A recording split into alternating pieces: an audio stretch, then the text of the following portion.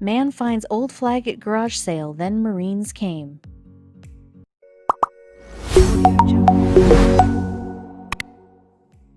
He looked at it carefully and studied all the markings on it. He couldn't believe his eyes. What was something like this doing at a flea market? He continued to read what was written on the flag, and heartache tore through his soul. With his eyes filled with tears, he turned to his wife. Texas couple Walter Brown and his wife Lainey are familiar with the U.S. Marines, as Brown had previously served his country and his son-in-law had too.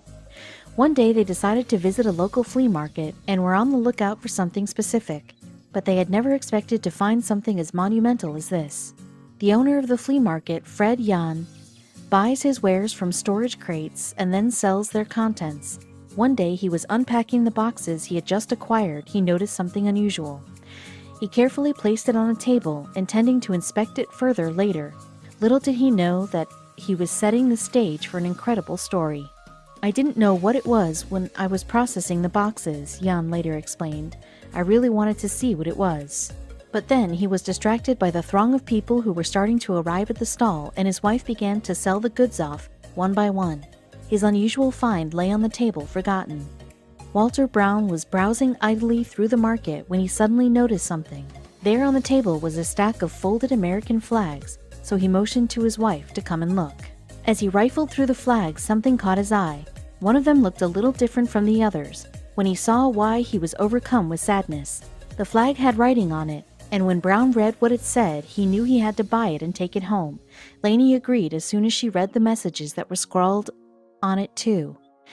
The price tag on the flag said that it could be theirs for $15, but when the seller saw that it had been defaced with ink, he lowered the price to just $5. The Browns took their find home and unfurled it on the table to read what was written on it. Then the words Lance Corporal caught their full attention. The rank is specific to the Marines. "That's what caught our eye," Lainey recalls. As they looked closer, it slowly started to dawn on them what they were looking at. "Fred, you were a good Marine, and we will always remember you," one message said. Another read, "Hey Cheeks, wherever you are, make sure you watch over us." All the messages were addressed to someone named Fred. But what did it mean? And why had people written messages on an American flag? Their son-in-law had all the answers. Brown's son-in-law explained that what they had bought at the flea market was a tribute flag that had been signed by the other members of the unit. It was a tribute to a Lance Corporal who had fallen, and his name had been Fred. Brown was crestfallen. Who was the rightful owner of this flag? Surely it belonged with the fallen hero's family. And then he knew just what he had to do. Walter and Lainey started to make plans to get the flag back to the soldier's family. It was an enormous endeavor. How would they find the rightful owners? They then decided to enlist their tech-savvy daughter's help. Katie began to search on social media for the soldier's family, but it was like looking for a needle in a haystack. His dream was to be a Marine, and I had to let him do that. I'm proud of him, that he died doing what he loved, Maciel said. It was 2013 when tragedy struck for Fred while he was stationed in Iraq. He was only 20 years old. Maciel was awakened by her mother after she had seen the terrible news on television. Her mother had seen the news that a helicopter that had been carrying servicemen had crashed outside of Baghdad in an enormous sandstorm.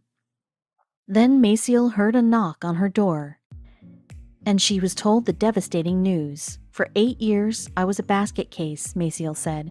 "I didn't know how to go on without my son." Maciel was sent her son's personal belongings, but there was one crucial item that had been missing: the tribute flag. It is unclear how the flag went missing, but then, 9 years later, Maciel received the message from Katie asking for her phone number. Maciel recalls the subsequent phone call. She said, "I have something of Fred's I want to give you." The Browns even drove to Fred's grave at Calvary Hill Cemetery in Texas to give her the flag in person. "I could have mailed it to you and put it in a box, but I wanted to meet you," Katie said. All of Fred's friends and family were there too, and Maciel was astounded to see that there were Patriot Guard riders and Marines present to salute her. When the Browns presented the flag to Maciel, Lainey said to her, "Patsy, our family feels so honored to have been chosen to find this flag. Thank you for sharing this piece of your boy with us," Walter watched on tearfully. And later he said that it was an honor to be able to give such an important piece of Fred's history back to his mother. "I've got peace in my heart. I'm happy. This is all for my son. Nobody forgot my son," she said. "It will be with me till I die." "This is a piece of my son I'm getting back. It's a great feeling," Maciel told US Today, overcome with emotion and gratitude. At the reunion, there wasn't one dry eye there as they all paid tribute to Fred the fallen hero. Maciel was overwhelmed by the support, compassion, and love that was displayed on that day, as her son was given the memorial he so deserved. The twist of fate that brought the tribute flag back to her 9 years later is a truly incredible story. Fred's cousin Lee Nelson expressed his gratitude to have the flag back too. "It was amazing to come to my family like this. It's funny how things work out," he said. All because Walter and his wife had been browsing a flea market and happened to come across the flag. Walter intuitively knew that it was something special the moment he saw it. Because of the Browns' determination, they had managed to restore something to Fred's mother that she thought was lost forever, and in doing so, they had also united two families. Patsy and Lainey have remained good friends. "I was real blessed that both of my boys came home in one piece, and I have a huge responsibility to her," Lainey explained. "It just goes to show that there are good people in the world, and that sometimes the stars align to bring them together."